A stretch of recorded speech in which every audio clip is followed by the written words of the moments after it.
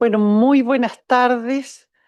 Les damos la bienvenida a esta tercera sesión del Seminario Internacional de Interpretación y Argumentación Constitucional. A continuación, tenemos nuestro tercer panel. El moderador, quien nos va a presentar a nuestros invitados, es el profesor de la Pontificia Universidad Católica de Valparaíso y ex ministro suplente del Tribunal Constitucional, el profesor Manuel Núñez Pobleta, a quien, como siempre, le agradecemos que nos acompañe en este tribunal. Así que tiene la palabra, profesor Núñez, para presentar a nuestros invitados.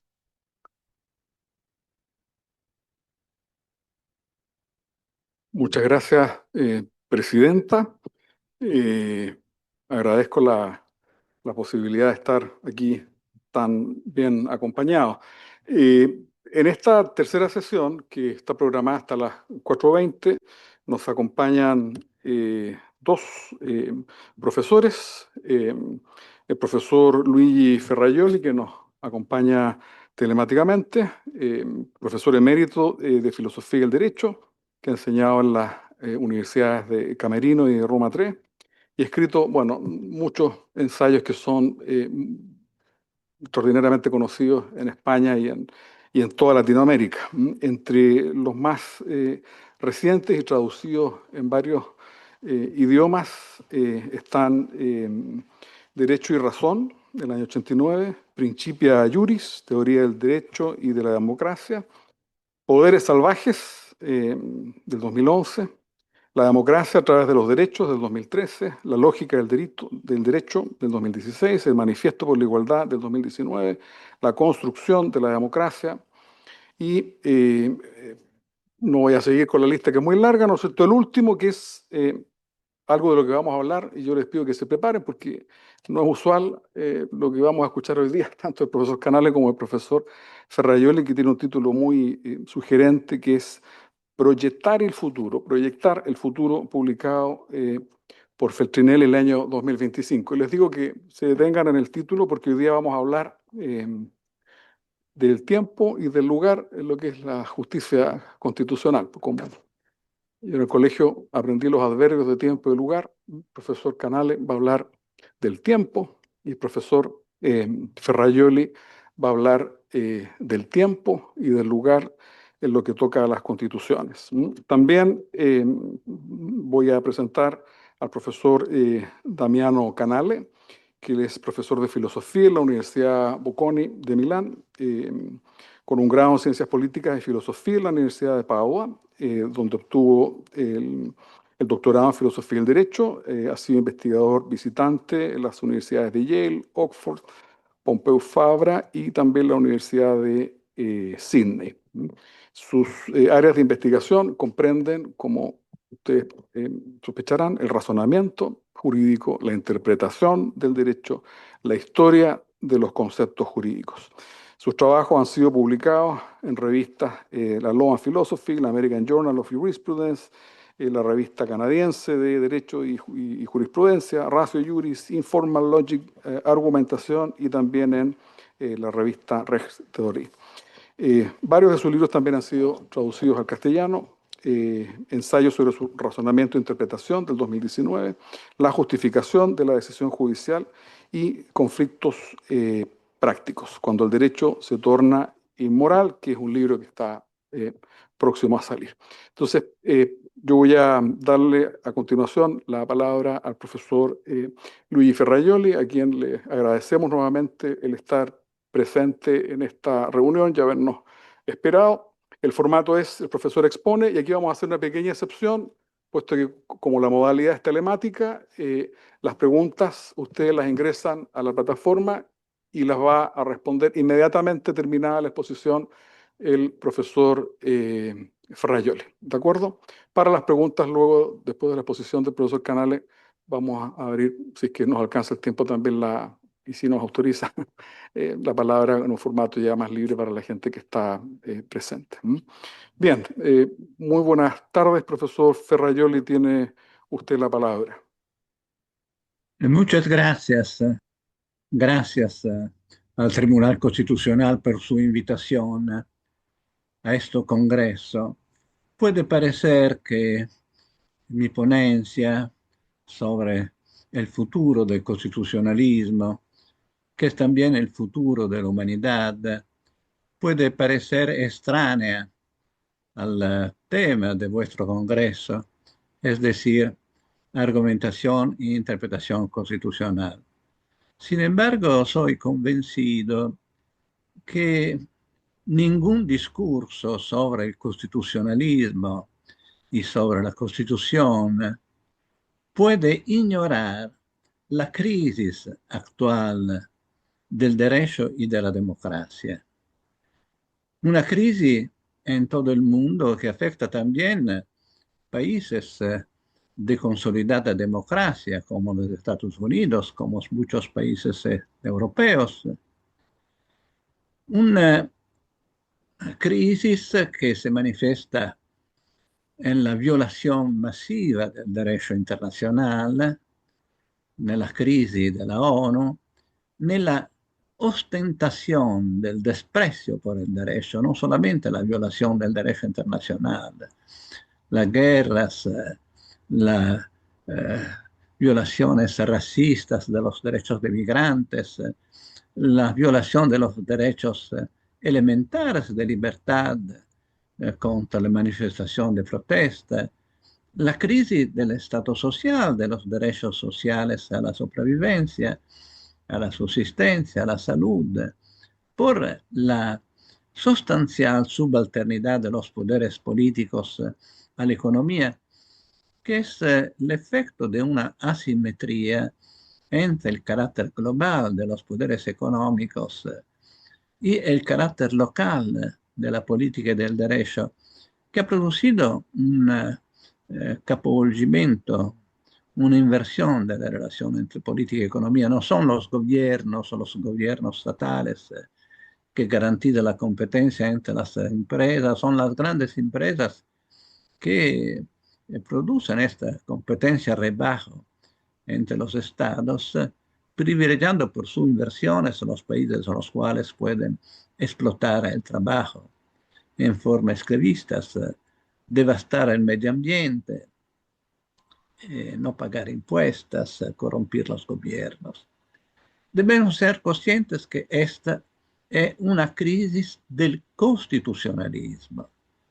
Si el constitucionalismo consiste en un sistema de límites y vínculos y controles a poderes, en otra manera, salvajes de la política, de los poderes públicos y también de los poderes económicos, o el constitucionalismo llega a la altura de los nuevos poderes, de los poderes globales, los poderes más poderosos que cuentan se son dislocados fuera de los confines nacionales a causa de la globalización.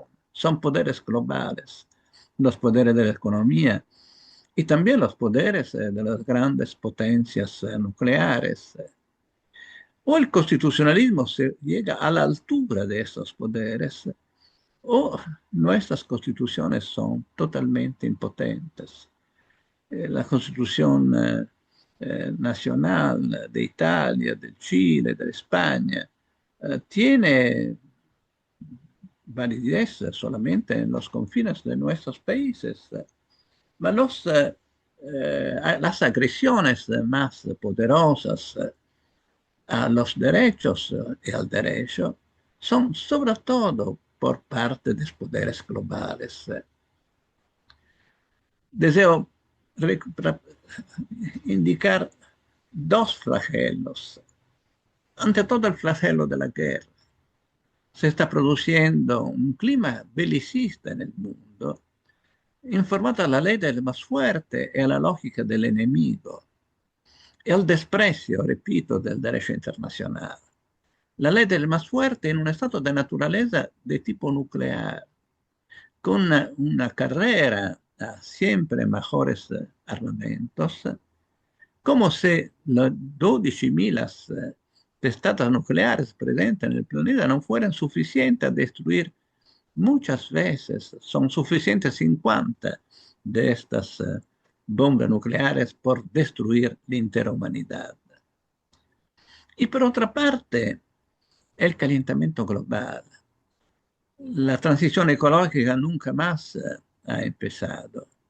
Cada año producimos más carbonio en la atmósfera y de esta manera el mundo, nuestro planeta, puede devenir inhabitable en un siglo y medio, 2 siglos. La humanidad puede extinguirse. La primera vez en la historia de la humanidad que está este peligro. Puede extinguirse entre sufrimientos atroces. No se puede vivir a 50, 60 grados. Estamos en una situación dramática. En el momento en el cual, frente a estos peligros, no son peligros, son certidumbres, es decir, una perspectiva inevitable si no se construye un constitucionalismo a la altura de estos poderes.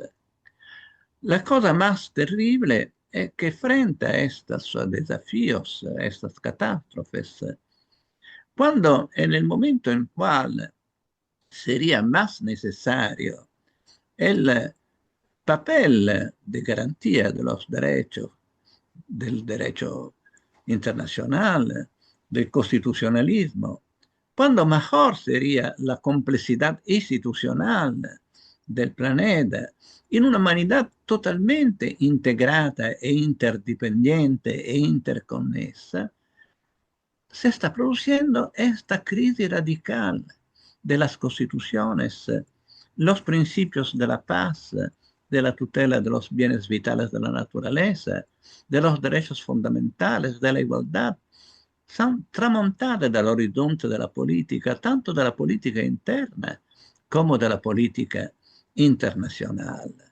El constitucionalismo está colapsando.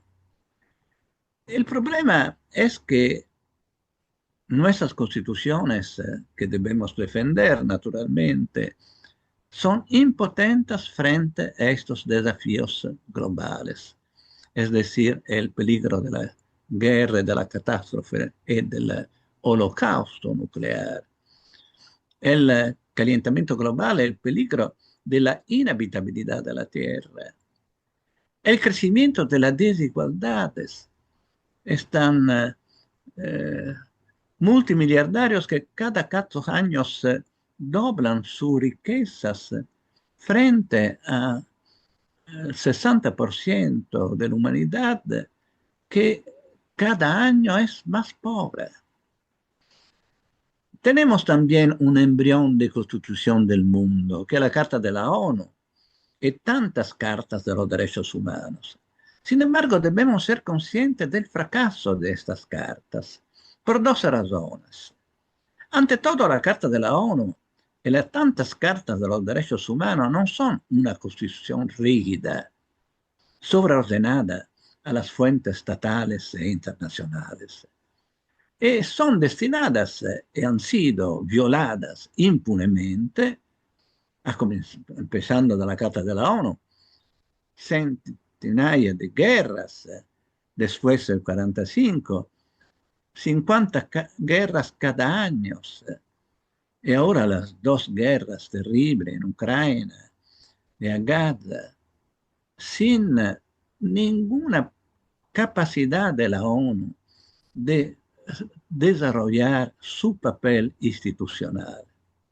Y las tantas cartas de los derechos son impotentes también por otro defecto. La falta de garantías, diversamente de los derechos patrimoniales, que se producen simultáneamente a sus garantías.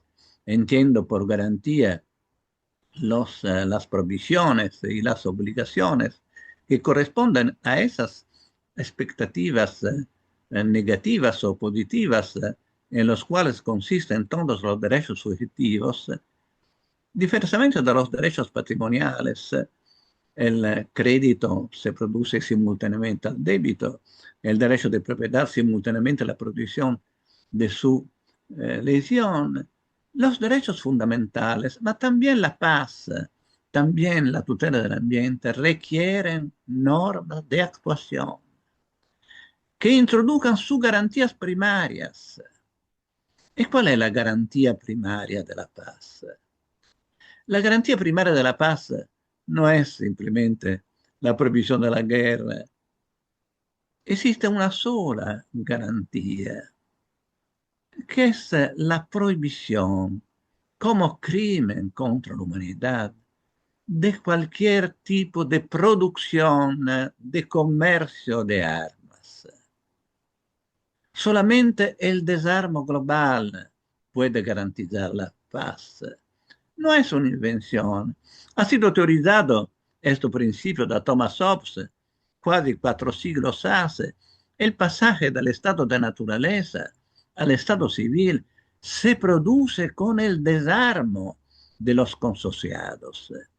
Hoy tenemos, diversamente dal tempo de Hobbes, una comunidad internacional en un estado de naturaleza nuclear, en el cual la capacidad destructiva de los hombres son infinitamente mejores del estado de la naturaleza teorizado da Thomas Hobbes, que es poblado no da lobos naturales como los homines, los, hom los hombres, ma de lobos artificiales, es decir, los estados y los armamentos nucleares, por un lado, y el desarrollo ecológicamente insostenible, que han transformado a la humanidad en una metástasis que puede producir la extinción de las condiciones de vida sobre nuestro planeta.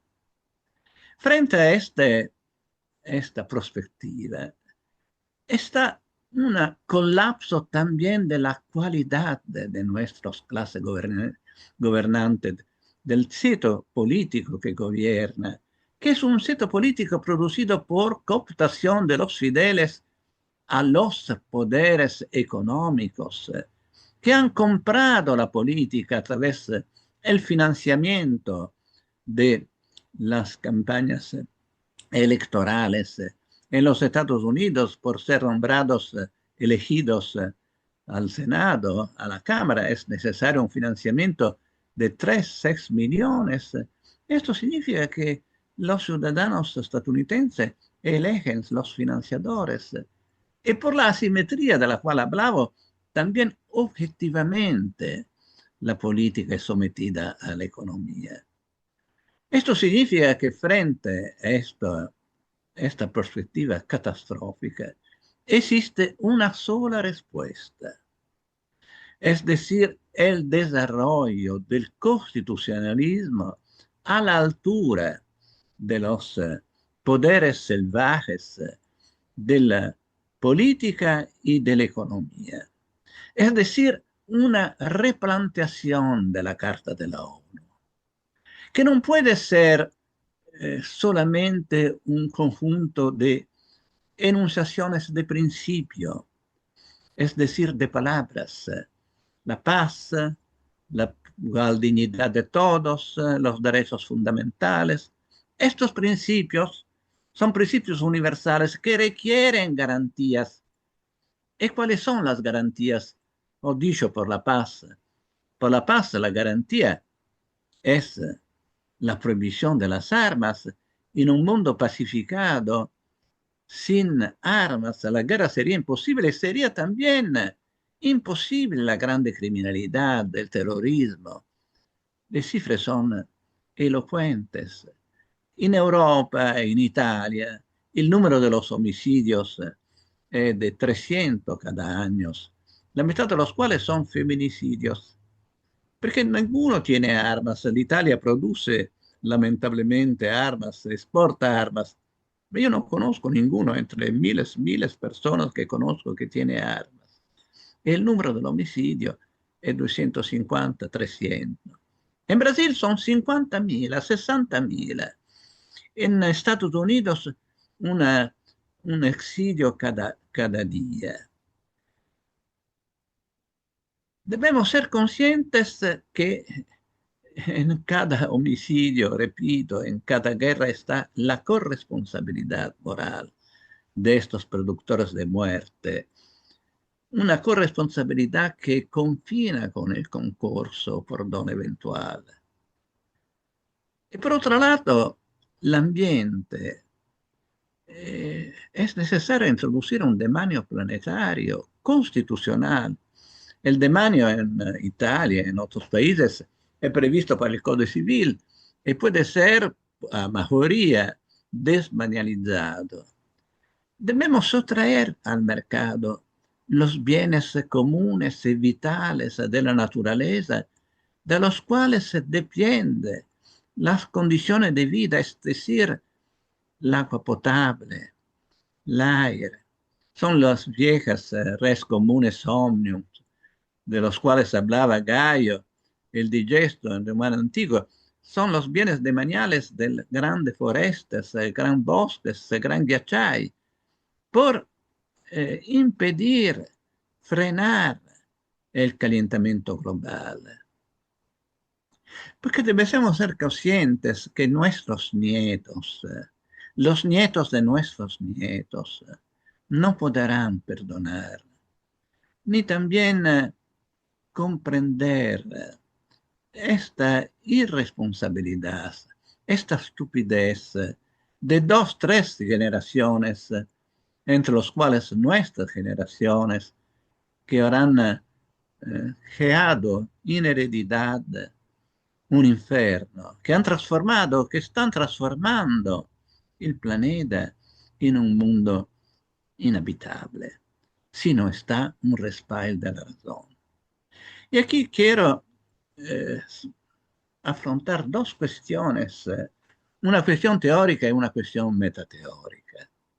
La primera cuestión teórica tiene que ver con el significado de constitución y con el significado de constitucionalismo. Tenemos una tradición horrorosa, muy presente en Europa, en Italia, es decir, la idea de un nexo conceptual entre constitución, Estado Nacional y pueblo. Es necesario recordar que este nexo ha sido teorizado da Carl Schmitt, que ha sido un jurista nazista, que ha definido la Constitución como reglas conectadas conceptualmente con el pueblo entendido como totalidad. Totalidad que excluye los diferentes, los disensientes como enemigos. Contra esta concepción, en un mundo globalizado, en un mundo integrado e interdependiente, debemos ser conscientes que están cuestiones universales, como la paz, la naturaleza, los derechos fundamentales, que son derechos universales, la igualdad, la dignidad de las personas, que por su naturaleza deben ser garantizados universalmente, pueden ser garantizados solamente universalmente. Solamente un constitucionalismo global puede desarrollar la garantía de la igualdad de todos los seres humanos. Si no somos racistas y consideramos a todos los habitantes de la Tierra como seres humanos que tienen la dignidad de persona, si consideramos que la paz es un valor universal a cual todos los seres humanos son interesados, que el medio ambiente es por su naturaleza un ambiente universalmente compartido de todos los habitantes de la Tierra, que los derechos humanos son derechos universales, es decir, de todos, y también los bienes comunes de los cuales depende la sobrevivencia de las condiciones de vida, estas materias deben ser objeto de un constitucionalismo global, de una constitución de la tierra. Solamente de esta manera pueden ser garantizadas. Esiste una feliz y no casual coincidencia entre la que ho llamado en mi teoría del derecho la esfera de lo no decidible, lo que ninguna mayoría puede decidir, lo que cualquier mayoría debe decidir por un lado, e la esfera de lo decidible, que è la sfera della politica, la sfera del mercato, la sfera del poder, e esta diferencia entre lo que es universal, paz, derechos fundamentales, medio ambiente, y lo que es particular, es decir, la política y el mercado, la esfera del poder, que debe ser limitada de esta institución de las garantías que no han sido teorizada por la cultura dominante. Tenemos el máximo teórico del derecho como Kelsen, que paradossalmente dice el contrario: en ausencia de deberes correspondientes no existe un derecho. Una tesis absurda, obviamente, muy antipositivista, en boca al más grande teórico del derecho, que yo considero un gran maestro. Yo soy kelseniano, naturalmente. No podemos decir, este es un realismo inaceptable, que sin deberes correspondientes no existan derechos. Es un postulado del positivismo jurídico. Estos derechos existen porque han sido establecidos en tantas cartas constitucionales. Como existe también el principio de la paz. Y tomar en serio estos principios significa introducir garantías a través de un constitucionalismo global que è la sola risposta realistica e razionale. E con eso vengo alla seconda questione, che è una questione metateórica.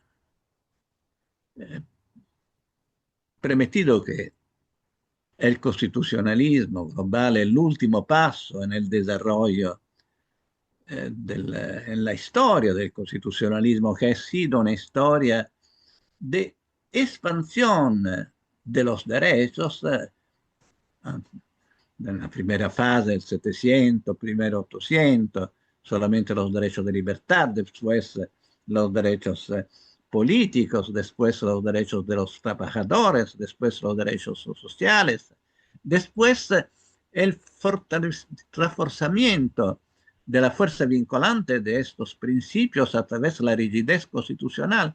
Hoy este es el último paso: tomar en serio el carácter universal de los derechos, las tantas cartas que debemos considerar derecho positivo, vinculante, la Carta de la ONU sobre la paz y tantas cartas de los derechos humanos, e introducir sus garantías en un texto constitucional.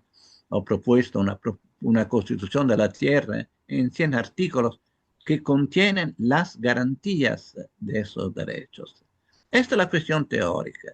O el constitucionalismo o se globaliza o è destinado a la extinción, a la ineficiencia, a la inutilidad. La otra cuestión es una cuestión metateórica, que tiene que ver con realismo. Esta hipótesis è criticata come utopistica, come irrealistica. Naturalmente io soy consciente que es muy improbable, el mundo está llegando en una dirección totalmente opuesta, ma precisamente por esta razón debemos distinguir dos tipos de realismos. Está un realismo que yo llamo vulgar, ideológico. El realismo de que dice no hay alternativas a lo que se pasa. Es un realismo vulgar que naturaliza lo que es artificial, que naturaliza como inevitable, como necesario, como no modificable el derecho, la política, la economía, que son hechos sociales que dependen de los hombres, de nosotros, dependen también de la cultura jurídica. que tiene un rol crítico, un papel crítico y proyectual, siempre ha tenido en sus momentos más altos. Y contemporáneamente, simultáneamente, este realismo vulgar ignora literalmente los grandes desafíos. Tenemos la experiencia del COVID, que ha sido negado por Trump, por Bolsonaro, por tantos hombres políticos, que ha revelado la existencia de un fondo de irracionalidad en el populismo dominante. Yo pensaba que las personas que piensan que el COVID no existe, que los vacunos son inútiles, puede ser 1.000, 2.000 personas, no son millones. ¿Y cómo se puede negar? El COVID se está negando la cuestión ecológica, que el presidente Trump ha definido como la máxima truffa del siglo. Pues bien, respecto a esto realismo vulgar, que ha como éxito, como resultado, es la catástrofe, l'humanicidio, lo que per la primera vez está en nuestra perspectiva. A questo realismo vulgar debemos contraponer el realismo racional, que es el realismo de Thomas Hobbes, de Kant, el realismo de nuestras constituciones, de nuestras cartas de los derechos, de la Carta de la ONU, que prometen paz, igualdad, dignidad igual, derechos fundamentales. Y hoy es no solo un constitucionalismo de la igualdad, también un constitucionalismo de la sopravvivencia. Debemos expandir la idea de constitución, que no puede limitarse solamente a la garantía de los derechos fundamentales de toda la humanidad. Es necesaria la expansión más allá del Estado. Lo que es necesario hoy es un garantismo de la sopravvivencia, un constitucionalismo de la sopravvivencia, que puede ser realizado solamente a través de la prohibición de los bienes misidiales como las armas y a través de la protección y la tutela de los bienes vitales de la naturaleza. Es un constitucionalismo más importante también del constitucionalismo tradicional, porque la sobrevivencia es más importante de cualquier otro tipo de valor. También de la democracia, dice Kelsen. En este sentido, debemos rebaltar la acusa de utopía. La verdadera utopía es que la humanidad puede sobrevivir sin un cambio radical, sin un respaldo a la razón, sin un constitucionalismo global a la altura de estos desafíos. El verdadero realismo es precisamente esto, que debería ser un papel de la cultura jurídica, de la cultura constitucional.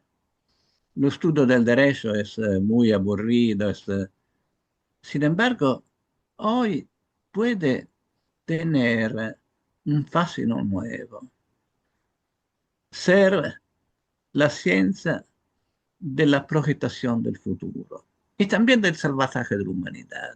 Siempre en los momentos más difíciles, el pasaje del ancien régimen al Estado de Derecho, del fascismo a la democracia constitucional, ha sido la cultura política, la cultura jurídica que ha proyectado el futuro. Hoy el momento más dramático, que la cultura jurídica debería tener los tribunales constitucionales, las cortes constitucionales. Es necesario un tribunal constitucional global a garantía de los derechos humanos de todos. No es suficiente un jurisdicción nacional, que debe ser obviamente protegida, defendida. El problema, el verdadero problema, es que no tenemos tiempo. Los procesos destructivos son más rápidos que los procesos constituentes y esto justifica el pesimismo. Sin embargo, deseo concluir con una nota de optimismo, que es la siguiente. El mundo es siempre más integrado. Todos estamos expuestos a los mismos peligros. Está la conciencia que somos verdaderamente todos iguales, que la diferencia entre islámicos y judíos, entre estadounidenses y chinos, es un hecho artificial, no es mejor de la diferencia entre nosotros y los vecinos de casa que no conocemos. Esto puede ser la premisa per el desarrollo de un movimiento de opinión por un constitucionalismo global, por salvar la humanidad de un insensato suicidio.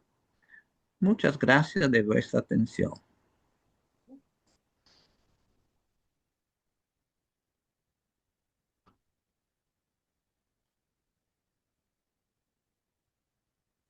Muchas gracias, profesor Ferrajoli. Entiendo que van a quedar a disposición de la audiencia los trabajos escritos, donde están desarrollados con mucho mayor detalle lo que se acaba de exponer. No tengo preguntas a través del sistema. Yo no sé si ofrecer, claro, el micrófono para mientras, sí.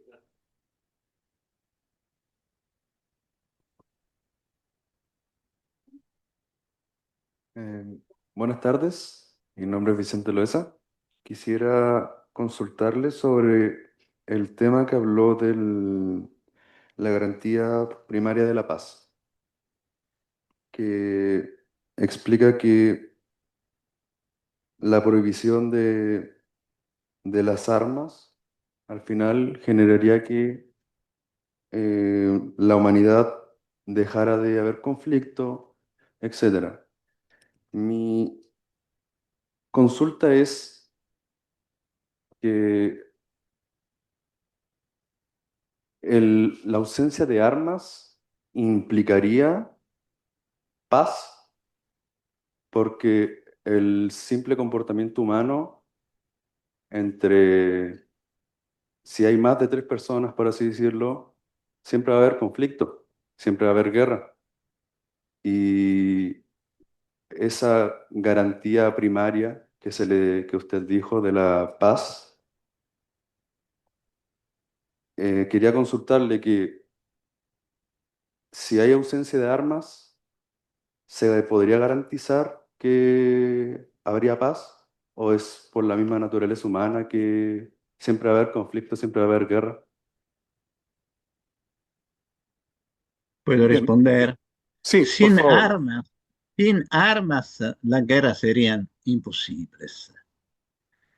Yo creo que no puede la humanidad eh, regresar a la guerra con los coltelli, con espadas.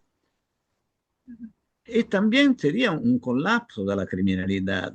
Se puede, naturalmente, los homicidios pueden ser a través de los venenos, ma con venenos y con coltelli de la cocina no se puede hacer guerras. Esta garantía es la más simple posible, ma suena como imposible. Es la más simple. Sería suficiente no una construcción de la tierra, ma una convención internacional, como la Convención contra la esclavitud, contra el genocidio, contra la tortura. Una convención sería suficiente la adhesión de Estados Unidos, China y Rusia. Todos los otros, obviamente, adherirebbero. È la más simple e sin embargo è considerata la más improbable. No es paragonable el problema ecológico, muy más difícil, también sobre el plan de las garantías jurídicas. He hablado del demanio planetario, también de la prohibición de la utilización de energías no renovables, fósiles. La garantía de la paz a través de la prohibición de armas sería la cosa más simple. Tenemos la categoría de bienes ilícitos, las drogas. La diferencia es que las drogas son contra sí mismos, las armas es para matar a los otros. Y sería muy más eficiente porque las armas no se pueden cultivar como la droga, no se pueden cultivar clandestinamente carri armati o missili. Y debemos ser conscientes que las armas son el símbolo de del primato de la fuerza, de la ley del más fuerte, mientras que los derechos fundamentales, la paz, son la ley de los más débiles. Las armas son el símbolo del más fuerte y son también el símbolo que estamos ancora en un estado de naturaleza. Los Estados Unidos, gran parte de la América Latina en los cuales está la circulación de las armas totalmente libre, equivale a un residuo de estado de naturaleza. Cuando las personas deben defenderse eh, con las armas personalmente y no está el monopolio público de la fuerza. Y creo que sería un salto de civilidad la abolición de las armas. Naturalmente esta es una verdadera campaña de civilización. Creo que sea la norma constitutiva del carácter jurídico, del pasaje del estado de naturaleza, del estado de derecho, del estado civil, al interno de los estados y a nivel internacional. Muchas gracias, profesor. Vamos a hacer dos preguntas más. Las podemos hacer al mismo tiempo, si les parece, para que se cierren en una sola respuesta. Muchas gracias. Soy José Juan Moreso Luigi. Buenas tardes, que no pudimos encontrarnos en Roma y nos encontramos online, yo en Santiago y tú en Roma.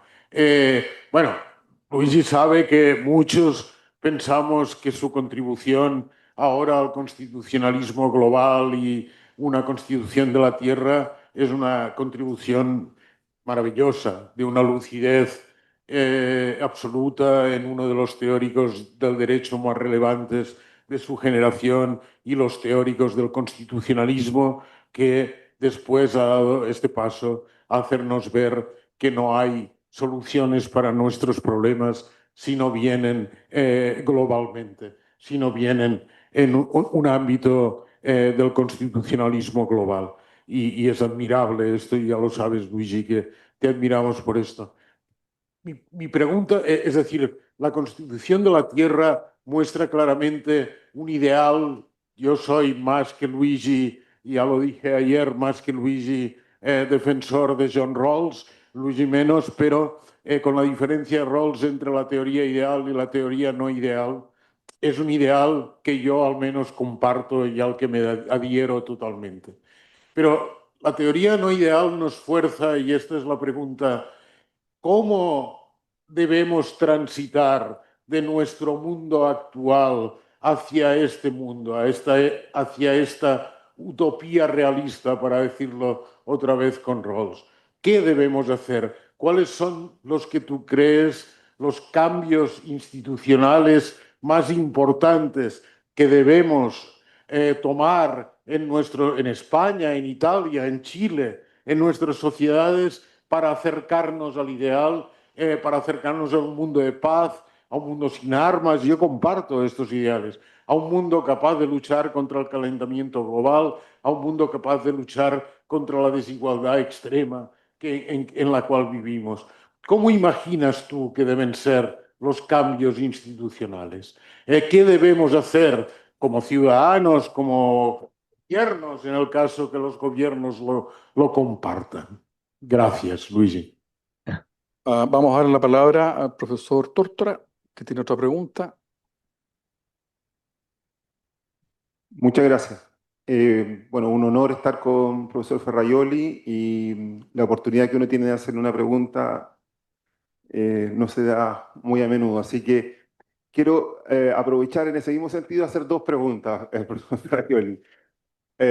Una un poco en la línea de lo que planteaba recién el profesor Moreso, de cuál es el rol que le corresponde a las instituciones internas para la construcción del constitucionalismo global, pero quiero preguntar particularmente el rol que tienen los tribunales, tanto los tribunales constitucionales como los tribunales ordinarios en la construcción de este constitucionalismo global.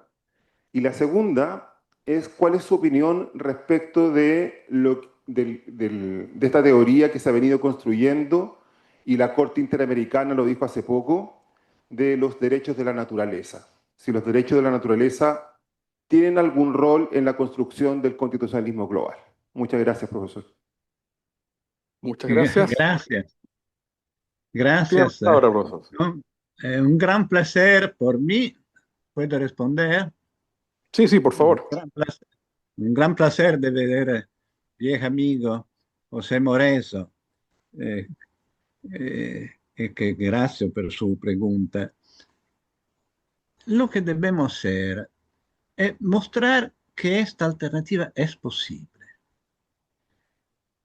Contra el realismo vulgar que dice que no hay alternativa, debemos decir ante todo que es posible. Que es posible prohibir las armas, la producción, el comercio de las armas. Y yo creo que racionalmente nuestros pósteros no comprenderán la liceidad de la producción de estos instrumentos de muerte. Es posible un demanio planetario, es posible un servicio sanitario global, es posible una instrucción global. Improbable, ma non imposible. Esa es la primera cosa que debemos mostrar. Debemos mostrarlo como juristas, como filósofos del derecho, como cultura jurídica. La segunda cosa que debemos mostrar, e questo requiere un compromiso della cultura giuridica e della cultura politica, è che este constitucionalismo global es la actuación, el adempimiento de principios de derecho positivo. Es un deber, es no solo posible, es también obligatorio si tomamos en serio estas palabras, que no podemos continuar decentemente a proclamar derechos humanos e igualdad si no queremos la introducción de sus garantías. Y después debemos mostrar, suscitar el miedo. La misma cosa que ha hecho Thomas Hobbes. Thomas Hobbes, la premisa es el miedo, es decir, la conciencia de la autodestrucción de una sociedad sin pacto social. Y hoy esto miedo es realístico, porque el calentamiento global, si no se hace nada, sí se hacen muchas cosas, en Europa sobre todo. Sin embargo, se ha solamente rallentada, no interrupta, la producción, el aumento cada año de anidride carbonica nel mondo. E quindi dobbiamo mostrare, e questo tiene a che essere un papel della cultura giuridica. Filangieri diceva, è la legislación el objeto de los que piensan.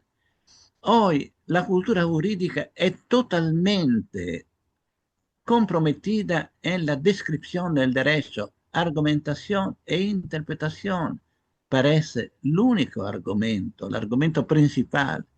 No, lo que es necesario es la legislación, el constitucionalismo que debe ser portado a la altura de los problemas, de las catástrofes, muchos reales. En este sentido, debemos hacer muchas cosas. Una difusión de esta perspectiva.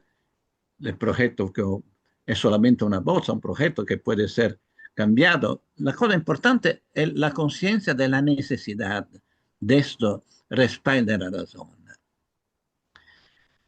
Y también empeñar, comprometer los partidos políticos, las fuerzas democráticas, que tienen un presentismo y localismo conectado con su demagogia, con la necesidad del consenso inmediato, cuando la verdadera política debe consistir en la projetación del futuro, en el interés de la humanidad, en el interés de todos los pueblos. A las dos cuestiones de Tártaro. La primera es, si me puede recordar, Es el rol de los tribunales y, en el segundo rol de lugar, los tribunales. los derechos de la naturaleza. En agosto se ha desarrollado el Congreso de la Corte Constitucional Colombiana, que ha tenido su primero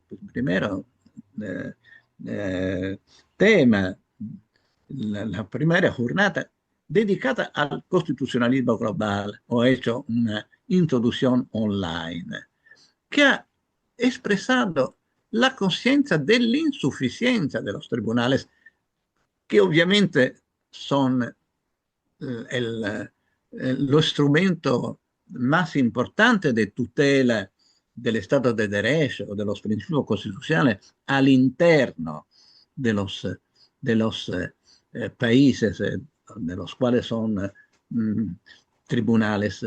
Sin embargo, son totalmente impotentes e insuficientes frente a desafíos globales. Y en una fase en cui, pienso sobre todo al presidente americano Trump, a tantos otros también en Europa, la insoferencia que existe por la jurisdicción y la idea elemental que la democracia sea solamente el voto.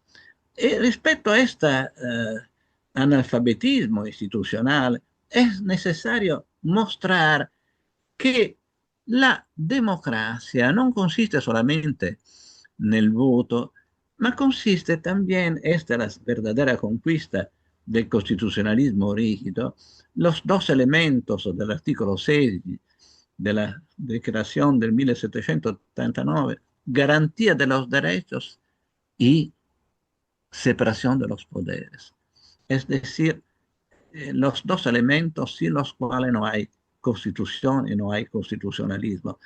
Quindi la defensa del constitucionalismo global es la defensa del rol mismo de la jurisdicción constitucional. Después, la segunda pregunta, si puede recordarla. Sí, la segunda pregunta era su opinión a propósito de los llamados derechos de la naturaleza. Yo creo que la proclamación de los derechos de la naturaleza ha sido una importante expresión de conciencia del problema ecológico, el respeto que debemos a la naturaleza. Nosotros hacemos parte de la naturaleza, somos naturaleza. Sin embargo, esta decisión de considerar la naturaleza sujeto de derecho, naturalmente es un principio muy respetable, ma tiene el carácter obviamente de un principio no regulativo. Lo que es necesario es introducir garantías objetivas, es decir, desarrollar un constitucionalismo de la naturaleza, de los bienes, a través de garantías objetivas, es decir, los bienes de la naturaleza son fuera del mercado, no pueden ser objeto de una privatización. Lo que se ha producido, el fenómeno Elon Musk. Elon Musk tiene 7.000 satélites de los cuales dependen las comunicaciones, la información de gran parte de la humanidad. in violazione di un trattato 1967 che definisce l'espacio extraatmosférico como patrimonio de la humanidad y dice también que la utilización de este espacio debe ser en el interés a beneficio de todos los seres humanos. Esto significa que la verdadera garantía debería ser un tribunal constitucional. Ma io creo que también la jurisdicción actual, como Constituyente Terra, yo he invitado los estudios de abogados a una acción colectiva, una class action de todos los pueblos, en Chile, en Estados Unidos, en Italia, eh, por indebito arricchimento. Cuanto menos debemos conocer que los 470.000 millones de Elon Musk son el fruto de la utilización de un bien común a toda la humanidad. Esto justificaría una transacción por indebito arricchimento, que naturalmente non so quale sería l'esito, ma sería a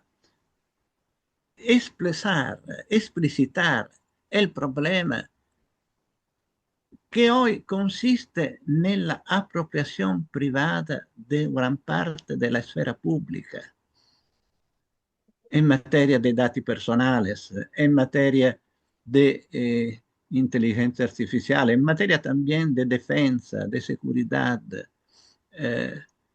Esto es la última forma de perversión del capitalismo, frente al cual no tenemos otras defensas, otras medidas que no sea el derecho. Y debemos desarrollar una imaginación, una fantasía también jurídica nel inventar, construir garantías adecuadas frente a una tecnología que se misa inmediatamente al servicio de los mercados y no de la democracia. Esto yo creo que confiere a la cultura jurídica, a vosotros, a los jueces constitucionales, a los profesores, a los juristas, un papel sin precedentes, inventar, sostener la necesidad de garantías contra también estas nuevas tecnologías, la inteligencia artificial, nel interés de todos. Por la primera vez, esta es una batalla en el interés de todos, no en el interés del Chile o de Italia o de España, en el interés de todos, porque existe un pueblo del mundo unificado precisamente de los mismos peligros, de la misma sujeción a los poderes salvajes de la política nuclear, armadas y del mercado. Somos un único pueblo que requiere el desarrollo de una cultura jurídica a su altura. Perché concludo con esto? Perché hemos tenido mucho tiempo. Ovviamente la politica, che è verdadero motor, solamente la política puede desarrollar un pacto de replanteación de la Carta de la ONU. Ma la política no hacerá nada si no está un proyecto avanzado, un proyecto que debe ser desarrollado por parte de la cultura jurídica, que debe mostrar la posibilidad, la necesidad y también la urgencia de esta alternativa. Muchas gracias. Muchas gracias.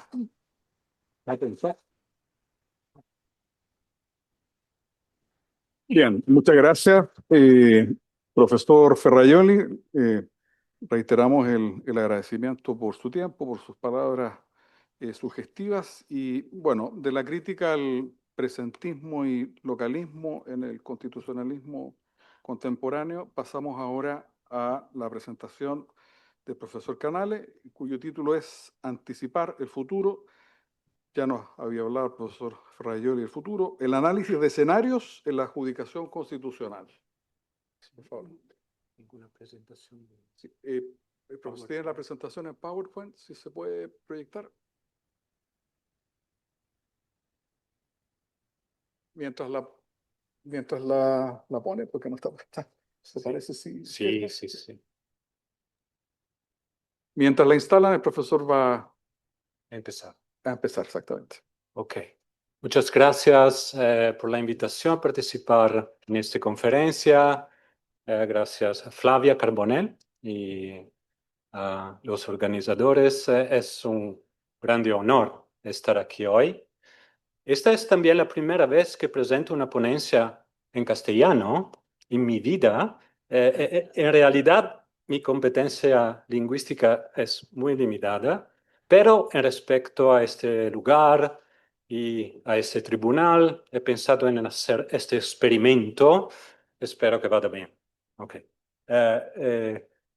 La protección constitucional de los derechos de las generaciones futuras constituye uno de los desarrollos más relevantes de la teoría constitucional contemporánea.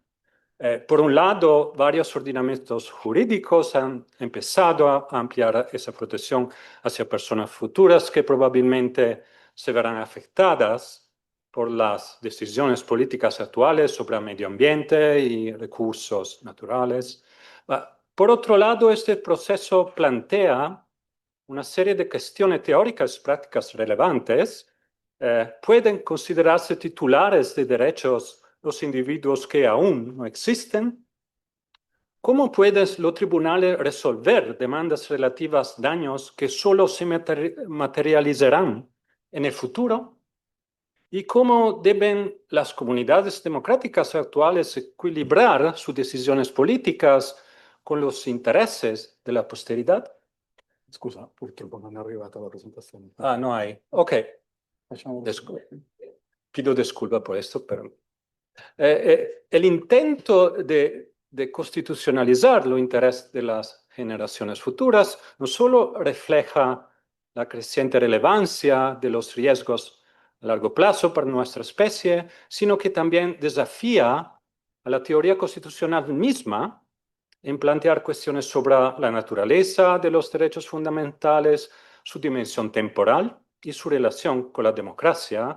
Además, la protección constitucional de las generaciones futuras implica una transformación en la estructura de razonamiento constitucional al introducir una dimensión explícitamente intertemporal en el lenguaje de los derechos. Esto es el tema de mi presentación. En esta presentación me centraré en una técnica argumentativa elaborada por el Tribunal Constitucional Federal Alemán en la sentencia Klimaschutz del 2021, el análisis de escenarios. Se trata de una técnica interesante, me parece, porque permite hacer operativa la protección de los derechos de las generaciones futuras en el contexto del control de constitucionalidad de la ley. Por lo tanto, podría convertirse en una técnica argumentativa utilizada por muchos otros tribunales en el mundo. Más precisamente, analizaré el contenido de la sentencia Klimaschutz, el razonamiento utilizado por los jueces para justificar la decisión y la manera en que dicho razonamiento modifica el esquema tradicional de control y de proporcionalidad. Para concluir, ofreceré algunas consideraciones críticas sobre esta técnica que espero resulten útiles para la discusión. Ahora bien, en la sentencia Klimaschutz, el Tribunal Constitucional Federal Alemán declaró que los artículos 3 y 4 de la Ley Federal de Protección del Clima eran inconstitucionales por no establecer un marco eficaz para alcanzar los objetivos de reducción de gases de efecto invernadero después del 2030. Purtroppo no tenemos el texto, pero está bien. Los demandantes argumentaron que el legislador no había introducido un marco jurídico suficientemente sólido para reducir las emisiones de dióxido de carbono y, por lo tanto, para contribuir al objetivo global de reducción de la temperatura entre el 2050, tal como exige el Acuerdo de París a nivel internacional. El tribunal consideró que varias disposiciones de la Ley Federal de Protección del Clima eran parcialmente incompatibles con los artículos 1, 2 y 20A de la Ley Fundamental. Es una lacuna de contenido constitucional. El artículo 20A en particular establece lo siguiente, lo cito ahora, consciente también de su responsabilidad hacia las generaciones futuras, el Estado protegerá las bases naturales de la vida y los animales mediante la legislación y de conformidad con la ley y la justicia, mediante la acción del poder ejecutivo y judicial. Esto es el artículo de la Constitución alemana. Desde una lectura sistemática de estas disposiciones, los artículos 1, 2 y 20A, el tribunal alemán identifica dos derechos fundamentales implícitos reconocidos a las generaciones futuras. El primero es el derecho a un, comillas, futuro conforme con la dignidad humana. Y el segundo es el derecho a un mínimo ecológico de existencia. Sobre esta base normativa, el tribunal concluyó que los riesgos derivados del cambio climático poseen un carácter objetivo, es realidad, y que Alemania comparte la responsabilidad por los daños ocasionados por sus emisiones de gases de efecto invernadero en el mundo. Y según el tribunal, el gobierno debe adoptar una política climática adecuada capaz de salvaguardar los derechos fundamentales y las libertades intertemporales de las personas afectadas por la degradación ambiental. En consecuencia, la inacción, esto es interesante me parece, la inacción gubernamental fue considerada incompatible con la ley fundamental. Ahora, la justificación de esta decisión se basa principalmente en un argumento de evaluación de riesgos, que atribuye consecuencias probabilísticas a un conjunto de indicadores empíricos y analiza cómo las políticas públicas los afectan. A partir de este análisis, el tribunal construye dos mundos posibles, alternativos. El mundo A, un mundo en el que el legislador alemán no adopta medidas adicionales para prevenir los efectos del cambio climático, y un mundo posible B, un mundo en el que dichas medidas adicionales sí se implementan.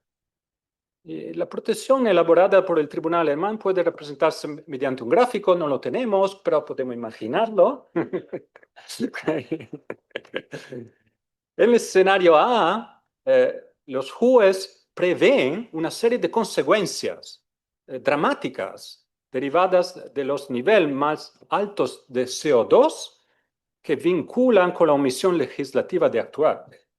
Hay una conexión causal entre el futuro terrible, más imaginado de los jueces, y la política pública alemana.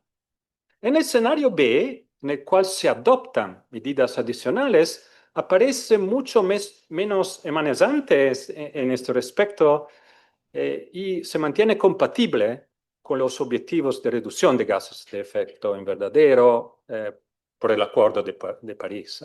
La comparación entre ambos escenarios ilustra el impacto plausible de las políticas públicas sobre el cambio climático y aunque no se constata una violación actual del artículo 20 de la Grundgesetz, el tribunal sostiene que la Ley Federal de Protección del Clima implica un riesgo desproporcionado de que la libertad protegida por los derechos fundamentales resulte afectada en el futuro. Ahora, examinamos con más detalle la estructura de razonamiento del tribunal. El análisis de este escenario, la técnica del tribunal constituye una forma de proyección estratégica bajo condiciones de incertidumbre y riesgo, diseña diferentes maneras en que el futuro podría desarrollarse con el fin de explorar expectativas relevantes sobre lo que está por venir. Esta forma de análisis no pretende de predecir el futuro, obviamente.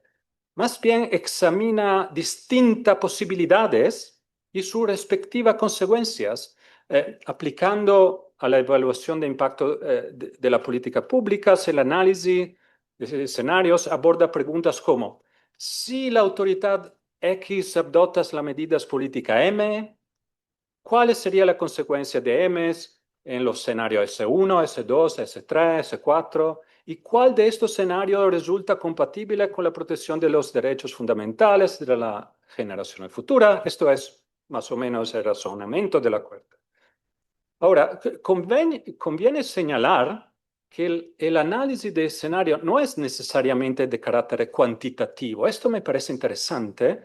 La selección de indicadores, la construcción de mundos posibles y la modelización de las relaciones causales pueden ser cualitativa o basarse en una aplicación intuitiva de consideraciones probabilísticas. En este sentido, los escenarios no son más o menos probables, sino más o menos plausibles. Esta es una de las razones por lo que el análisis de escenarios también se ha empleado en la evaluación de impacto ambiental, ámbito en el que los fundamentos probabilísticos de la predicción suelen ser débiles o indeterminados, en situaciones de riesgo, donde la probabilidad no opera.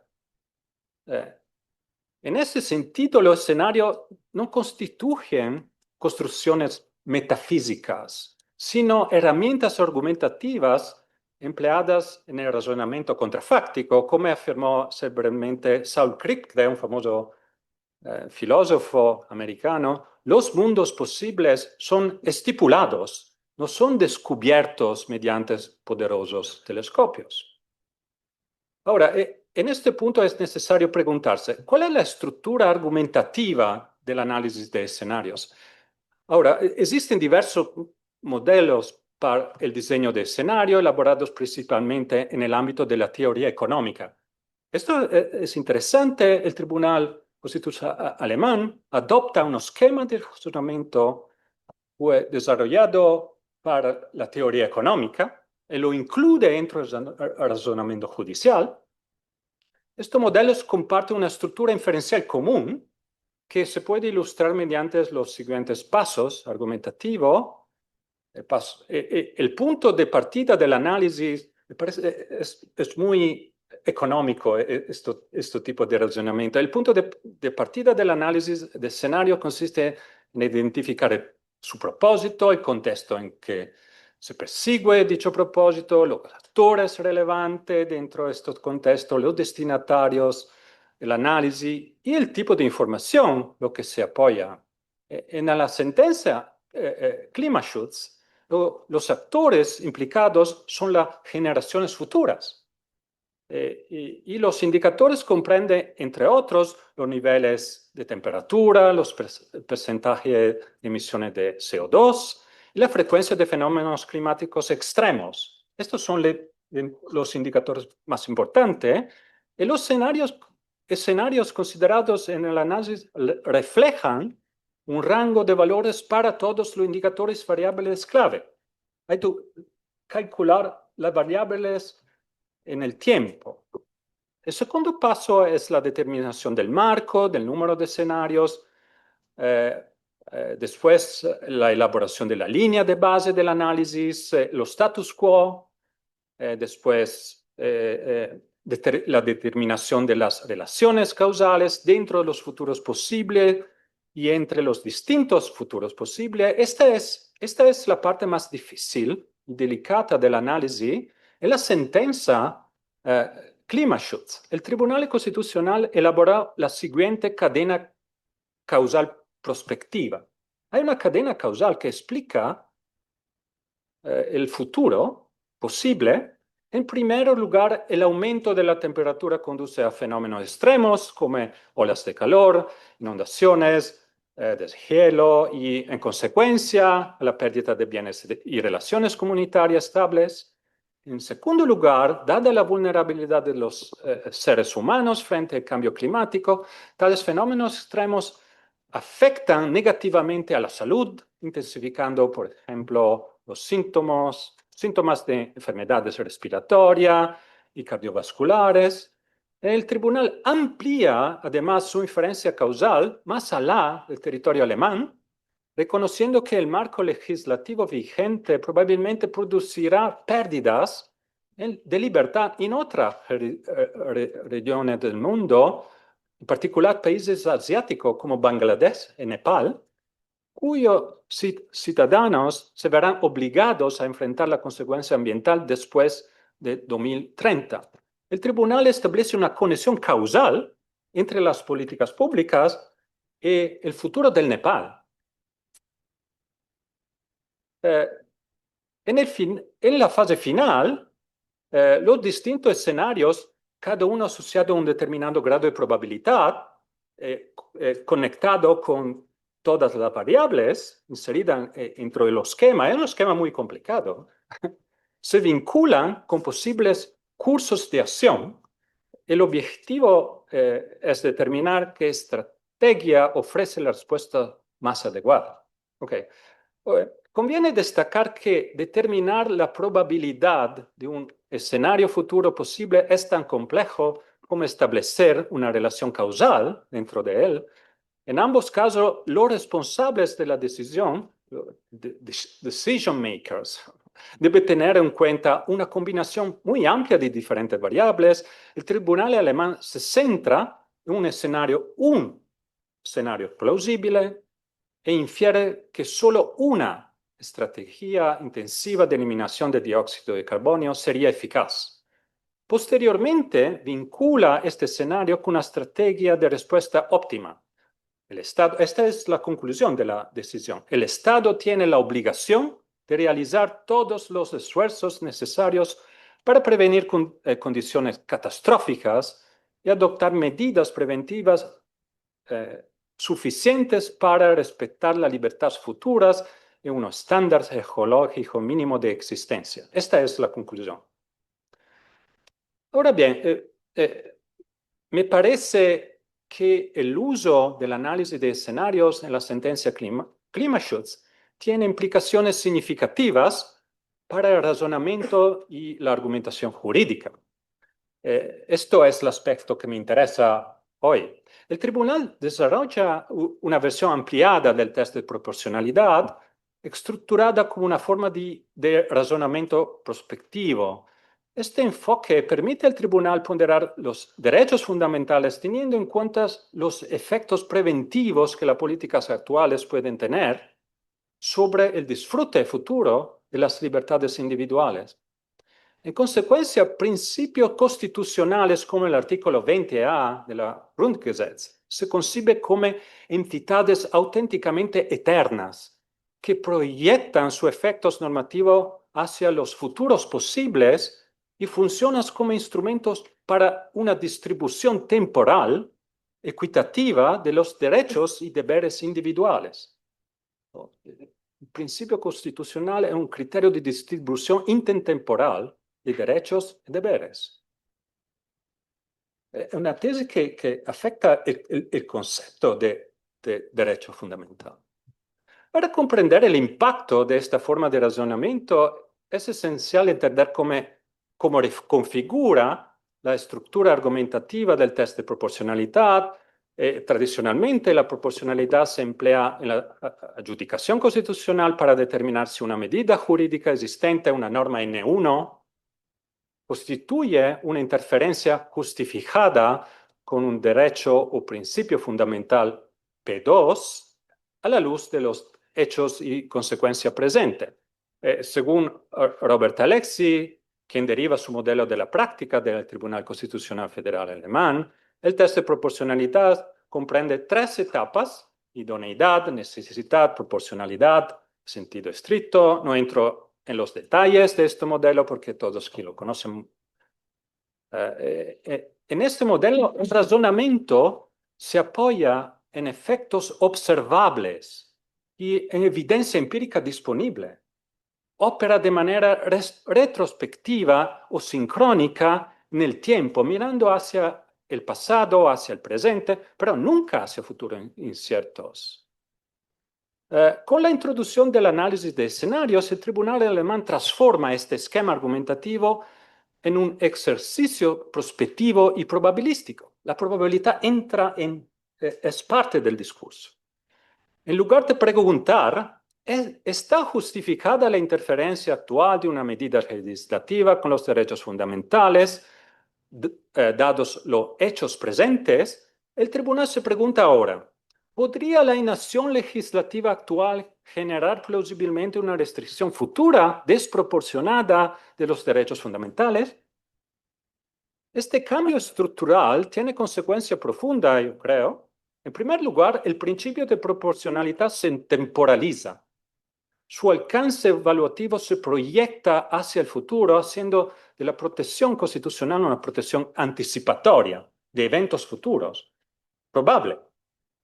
En segundo lugar, cambia la base probatoria de la adjudicación constitucional. El tribunal se apoya en proyecciones probabilísticas y en la plausibilidad racional más que en pruebas empíricas directas. Y sobre esta base, la existencia de un riesgo significativo se vuelve suficiente para activar el escrutinio constitucional. Come consecuencia, el análisis de escenario transforma la proporcionalidad en un test preventivo orientado a identificar desequilibrios potenciales en la protección de los derechos fundamentales. En mi presentación tenía un esquema de transformación, pero no lo podemos considerar, yo creo.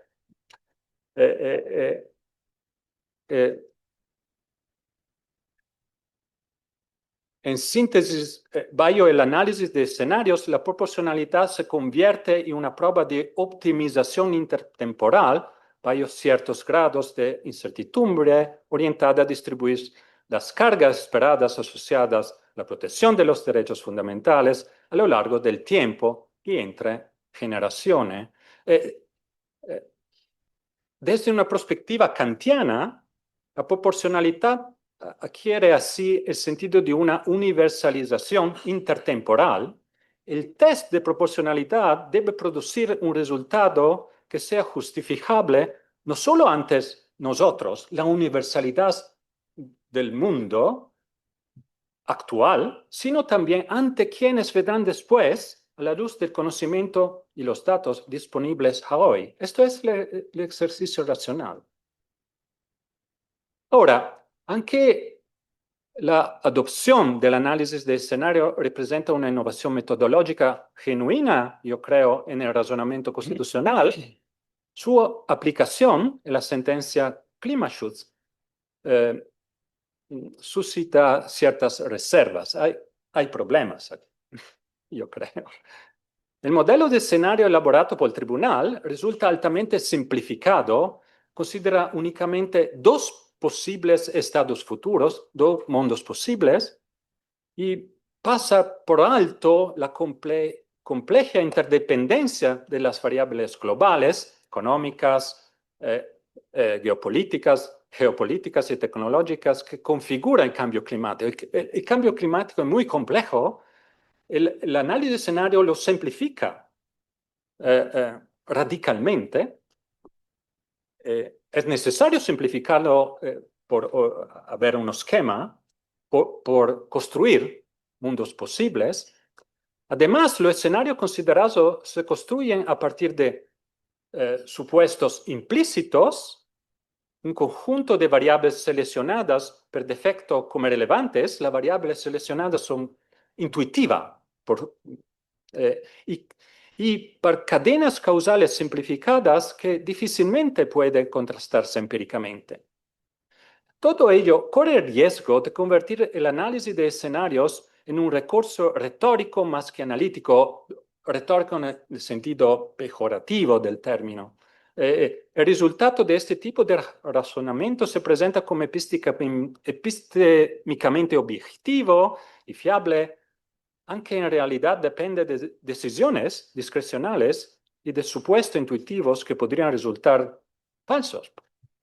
Asimismo, la simetría epistémica entre jueces y expertos en materia ambiental introduce un elemento opaco en la justificación constitucional, ya que el razonamiento probabilístico que sustenta la decisión no es plenamente transparente ni evaluable por el tribunal. En consecuencia, los expertos adquieren un papel central en el juicio de constitucionalidad de la ley. Finalmente, al fundamentar deberes constitucionales en un único escenario considerado plausible, la Corte, el tribunal, corre el riesgo de restringir la discrecionalidad democrática y de alterar el equilibrio entre control judicial y la formación de políticas legislativas. Este desplazamiento plantea importantes interrogantes sobre el locus institucional adecuado para la gestión de riesgos a largo plazo. Para concluir, me parece que el análisis de escenario ofrece un marco prometedor, muy interesante, la estructura es muy interesante, la idea es muy interesante para evaluar el impacto futuro de las políticas públicas sobre los derechos fundamentales, varias condiciones de riesgo. Sin embargo, creo que los supuestos epistémicos y cualitativos implícitos que los tribunales adoptan a aplicar este método deberían hacerse explícitos y someterse a escrutinio democrático si se pretende que esta innovadora forma de razonamiento judicial alcance plena legitimidad dentro de los marcos constitucionales contemporáneos. Muchas gracias.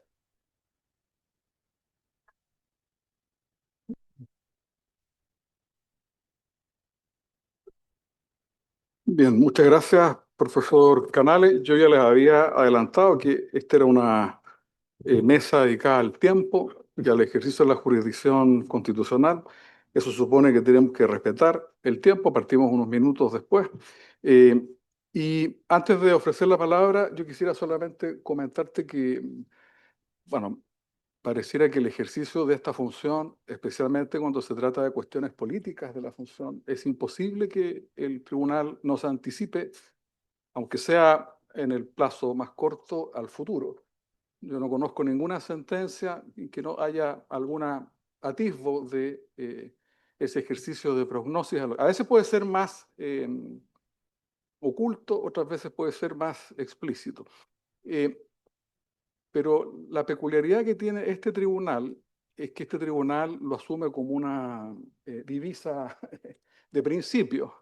Yo estaba haciendo memoria y corríjanme los que saben más, pero el tribunal aplicó el 2001, ustedes se acuerdan, el caso catalíticos, en que se discutía un tema que era justamente ambiental. Era así una prohibición de circulación de vehículos que estaba hecha sobre leyes muy precarias, debía no declararse inconstitucional. Y el tribunal hace un juicio de prognosis a la chilena, no a la alemana, y dice, a ver, si yo esto lo declaro inconstitucional, los efectos sobre la salud de las personas, sobre la vida de las personas, van a ser mucho peores que si yo, digamos, dejase pasar esta. Y eso era un tema que es ambiental, porque esto es muy propio de la justicia ambiental. Ahora, lo curioso es que el tribunal, a partir del 2001, empezó a decirlo. La sentencia los decía. Pasaron un par de años más y le puso un nombre. A esto le llamó el principio de prudencia constitucional. Y el 2025 esto quedó en el Código de Ética, el estatuto, el autoacordado de enero de este año, lo eleva a categoría de principio, por lo tanto, de regla. Es decir, que es algo inédito, no es inaudito, pero era inédito en el sentido que los jueces en la reglamentación interna asumen como una obligación el tomar en cuenta cuáles van a ser las consecuencias de sus decisiones. Que eso ya lo había dicho también en un par de sentencias de inaplicabilidad. Ustedes recordarán cuando empiezan a impugnarse las normas del Código Tributario, venían impugnaciones completas del Código Tributario, el tribunal decía, es que si yo me cargo el Código Tributario completo, no sé, era como decir, me quedo sin sueldo, el país deja de funcionar. Lo interesante en este caso, y que por eso es siempre interesante recurrir a la metodología, esté uno más de acuerdo o menos de acuerdo de los alemanes, que los alemanes dicen esto, y ponen ciertos criterios que a lo mejor a ti te pueden parecer que son pobres, pero es mejor poner esos criterios porque eso es más transparente. Yo siempre recuerdo, y con esto termino, en los años 2000 había un profesor que algunos lo conocerán, que era de la Universidad de Nueva York, que es Joseph Weiler, y a él le gustaba comparar lo que hacían los tribunales. Entonces él decía, el Tribunal Constitucional alemán, que lo estaba comparando con la Corte Constitucional italiana, decía, el Tribunal Constitucional alemán siempre va de frente con sus argumentos. Es lo más parecido a un tanque, un Panzer, decía, es un Panzer. El italiano es como el calcio italiano, decía. Aquí va, no.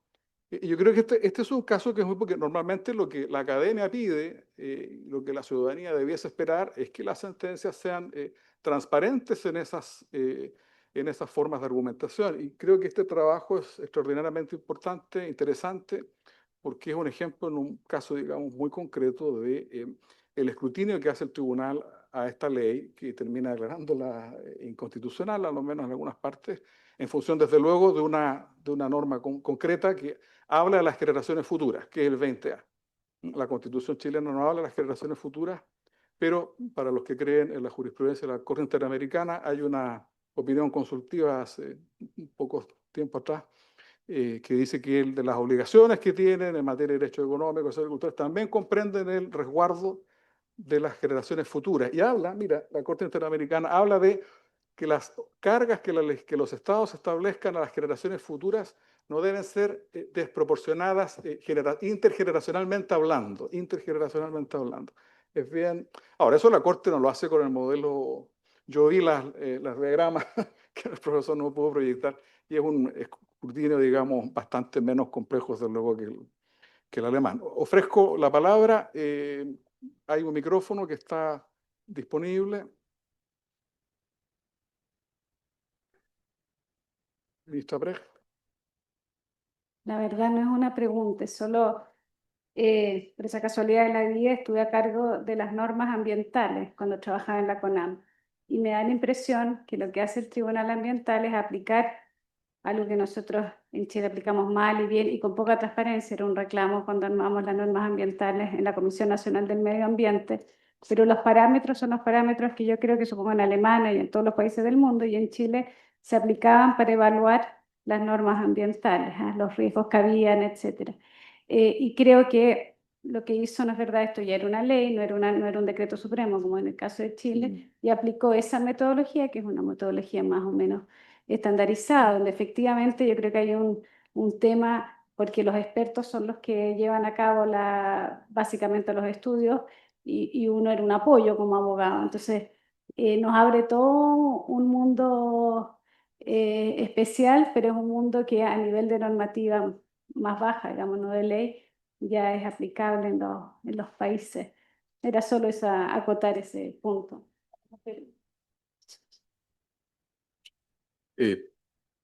Bien, aquí.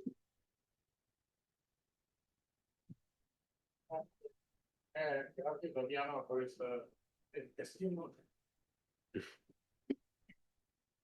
¿Entiendes, no? Sí, sí. Tema. Gracias, Damiano, por esta estimulante presentación, de verdad. Yo creo que es apasionante una cuestión filosófica que seguro que tú también has pensado, que es cómo influye en nuestras concepciones prácticas, normativas, en ética, también en derecho, la concepción del tiempo que tengamos, ¿no? Presentista, eternista, yo qué sé, pero no sé. Y tiene que ver con esto lo que te quiero preguntar, porque, bueno, podemos hablar tal vez de generaciones, de los derechos de las generaciones futuras, pero son los derechos de quiénes, porque la política que nosotros hacemos ahora, por ejemplo, una determinada política de natalidad, hace que haya menos o más personas en el futuro. Y si tienen derechos, tal vez determinan nuestras políticas de natalidad, pero los derechos de quiénes. Esto es problemático, y tal vez el problema más grande lo vio un filósofo visionario, ¿no?, que escribió este libro apasionante, lleno de sugerencias, que es Reason and Persons, Derek Parfit. Y Derek Parfit, él lo sabe, es ortogonal a lo que ha dicho, pero quiero preguntarse lo que piensa. Derek Parfit planteó un problema que han discutido muchísimo los filósofos que se dedican a las generaciones futuras, que se llama el problema de la repugnant conclusion. La repugnant conclusion. Dicho rápidamente, si el mundo del futuro es un mundo con 1000 personas y con un nivel de bienestar, pongamos que el bienestar lo medimos de 1 a 10, de entre 8 y 10, por lo tanto tienen mucho bienestar y son 1000, tal vez es preferible, esta es la repugnant conclusion, tal vez es preferible un mundo con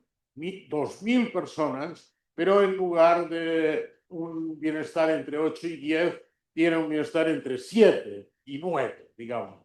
Pero siguen siendo, son el doble, 2000. Entonces, esto lleva con una especie de slippery slope a un mundo de 1 millón, ya que he dicho, con un nivel de bienestar de 2, digamos, entre 2 y 4, pero como son 1 millón, si uno es en algún sentido básico, consecuencialista, debe aceptar que ese mundo es mejor. Y creo que, aunque es ortogonal a lo que dices, creo que esta es una objeción, ya digo, hecha por un filósofo visionario, una objeción que hay que tomar en consideración. Y yo tengo curiosidad por ello y quería preguntarte si tú has pensado en esto, que sospecho que sí, cómo crees que debería resolverse o qué tenemos para contestar a la repugnant conclusion, si tenemos alguna estrategia razonable para hacer. Gracias. Sí, vamos a hacer todas las preguntas. Hay una palabra pedida al profesor Atria, luego una de la ministra Silva. ¿No? Flavia. Muchas gracias, profesor Canales. Yo no conozco la sentencia que usted comenta y no conozco tampoco el caso, pero entonces no sé si lo que yo voy a preguntar está solucionado de alguna manera. No sé si lo que yo voy a preguntar se refiere exactamente al argumento en ese caso o a la estrategia esta de escenarios. Porque lo que yo pensaría, como le digo, sin tener mayor conocimiento en concreto, es que haga lo que haga Alemania, el nivel de calentamiento global va a ser más o menos parecido. Y si eso es el caso, entonces resulta que los dos escenarios, si lo único que cambia son las políticas públicas del Estado alemán, entonces los dos escenarios son iguales. Entonces, eso sugeriría que entonces el uso de los escenarios tiene una función más retórica en el sentido suyo, ¿no? Una función más persuasiva, porque detrás está el supuesto de que lo que Alemania haga es más o menos lo que van a hacer todos los demás estados, ¿no? Y claro, en términos de escenarios y en términos probabilísticos, eso es lo más improbable de todo, ¿no? Entonces yo, como le digo, no sé si eso tiene que ver solamente con ese caso, que tiene que ver con cuestiones ambientales globales, o si hay alguna cuestión más profunda sobre el análisis de escenarios que eso significa. Muchas gracias. Gracias, profesor Atria. Profesora Carbonell. Y la última, ahí atrás, profesor Gandulfo. Muchas gracias por la presentación, profesor Canales. Dos cosas muy breves. Una, esta idea de plausibilidad y probabilidad, en el sentido de, digamos, la plausibilidad en este modelo no sería simplemente una proyección de la probabilidad, porque en el fondo, y también eso está vinculado con la segunda cuestión, no es que sea, o es una proyección de escenarios desprovisto de cualquier dato, ¿no? Porque si hay datos, digamos, es lo mismo que hace la ciencia cuando predice, cuando describe y predice, ¿no? Entonces, en el fondo, querría saber cuál era la crítica más fuerte a este tipo de razonamiento. Y la segunda cuestión, entendería que esta técnica de proyección de escenarios sería algo más complejo que el simple razonamiento consecuencialista, en el sentido de que habría por lo menos algún tipo de necesidad de proyectar al menos dos escenarios, y esos escenarios serían algo más complejo que decir solamente una consecuencia negativa o positiva que traería a adoptar una determinada decisión. Eso, gracias. Gracias. La última pregunta, por favor, ahí atrás. Gracias. Eduardo. Profesor, una consulta está un poco más filosófica, porque usted planteó que era interesante observar el método que plantea la sentencia del Tribunal Constitucional. Ian Hacking, en unos libros que sacó acerca del azar, planteaba de que el mundo en el siglo XX descubrió que la realidad era probable. En general, nosotros en el mundo del derecho no tratamos con la probabilidad en un sentido amable o afectuoso. En general nos parece sospechoso. Pero si en realidad, como dice Hacking, el mundo está construido, o nuestro conocimiento sobre el mundo está construido en términos de probabilidades, la sentencia del Tribunal Constitucional seguiría esta línea, porque en el fondo está construida de esta manera.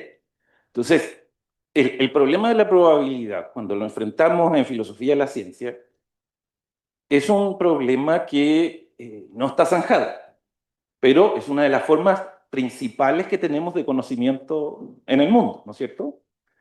Entonces, la pregunta que uno debería hacerse es, bueno, si esto es de lo poco que tenemos para conocer el mundo con cierto grado de razonabilidad, la pregunta respecto que tendríamos que hacernos en torno al método que usted parece sugerir, es si este trabajo que tenemos, este trabajo que presenta el Tribunal Constitucional alemán, es un trabajo que nos da suficientes razones o garantías para estimar, para considerar sus resultados. Y en ese sentido, mi pregunta es más directa, ya que usted lo sugirió, yo se la devuelvo en el sentido de, ¿le parece a usted, sobre esta base que yo le decía en términos de Hacking, razonable la forma en que plantea metodológicamente el Tribunal Constitucional su forma de razonar y estimar la proyección acerca del mundo? Gracias. Bien. Le vamos a dar la palabra. Profesor Canales. Sí, gracias. Intentaré de responder en castellano. No lo sé. Sí, acerca del principio de proporcionalidad de la observación de la ministra, el tentativo del tribunal es de... hay dos palabras muy importantes en la decisión: racionalidad y transparencia. La idea es, vivimos en una situación de riesgo y debemos tomar decisiones en una situación de riesgo. Situación de riesgo implica que la probabilidad no es relevante porque no somos en la situación de poder calcular la probabilidad de eventos futuros. En epistemología se dice known unknown. Nosotros conocemos que no sabemos cosa pasa. Esto es el problema. Cosa hacer en situaciones similares? Esto es el problema. La racionalidad es importante también.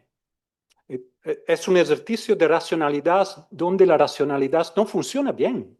Es un desafío muy interesante sobre el profilo filosófico.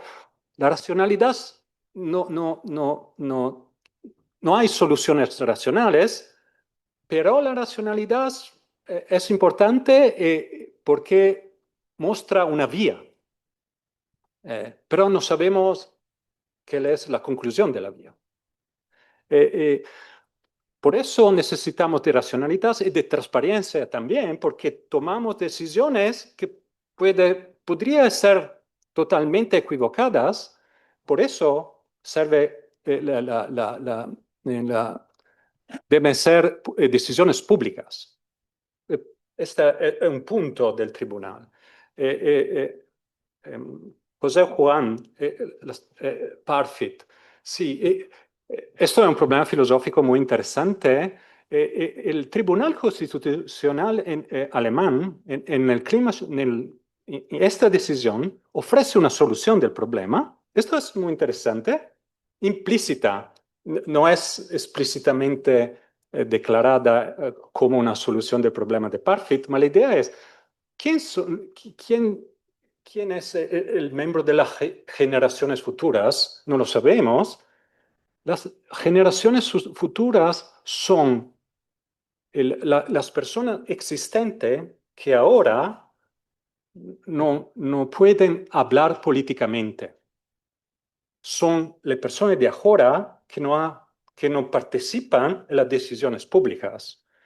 Y las decisiones que nosotros tomemos afectarán la vida de esta persona. Este es el problema. Y esto es como, considera el futuro como clúster, una sucesión de clústeres que se sobreponen.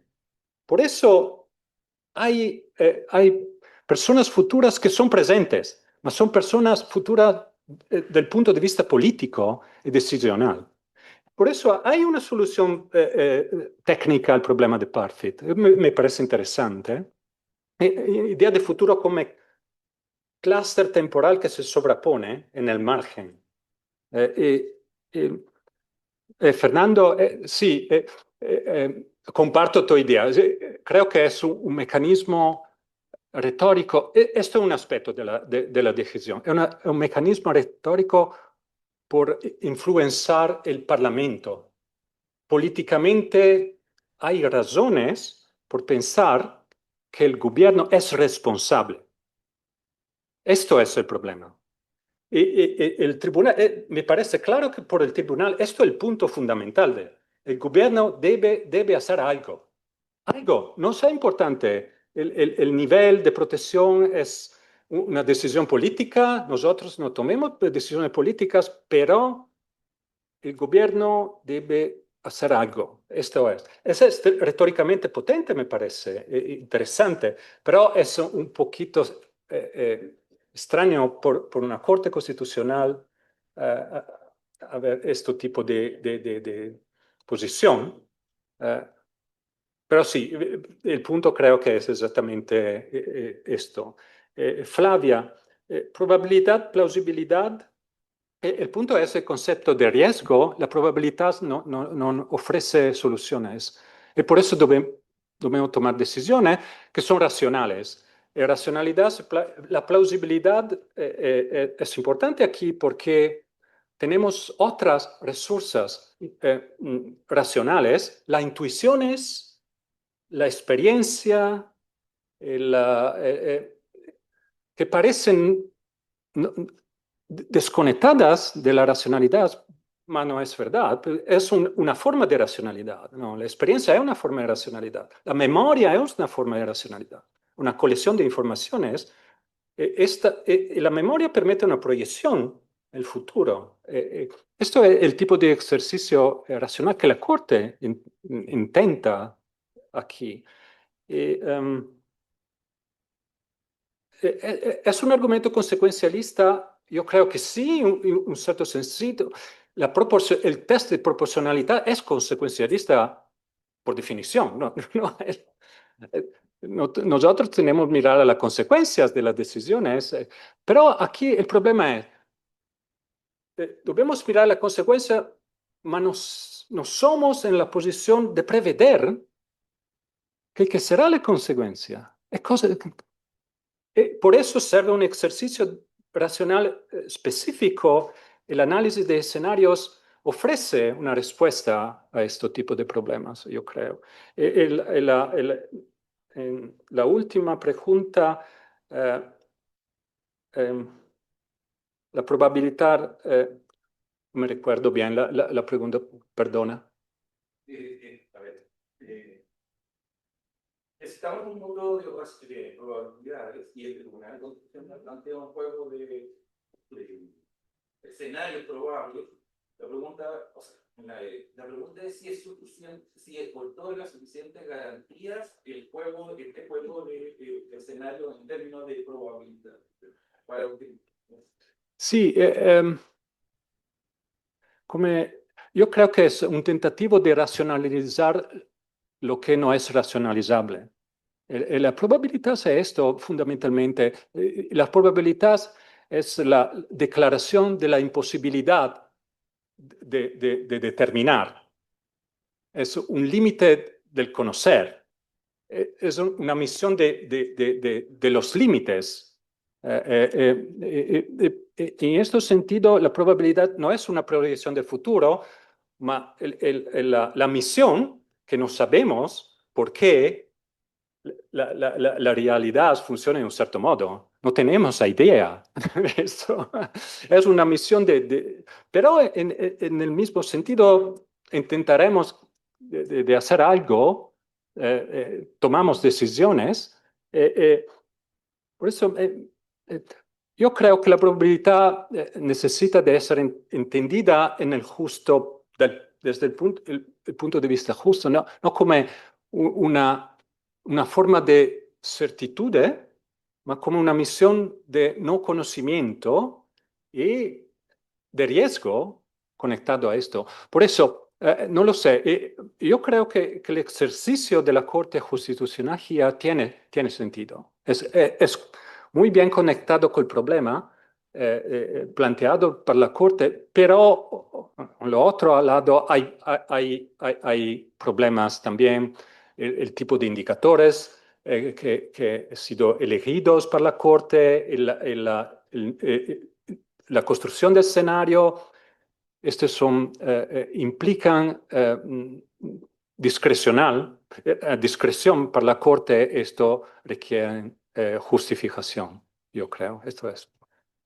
Bien, quisiera, a nombre de todos, felicitar en castellano de nuestro amigo profesor Canales.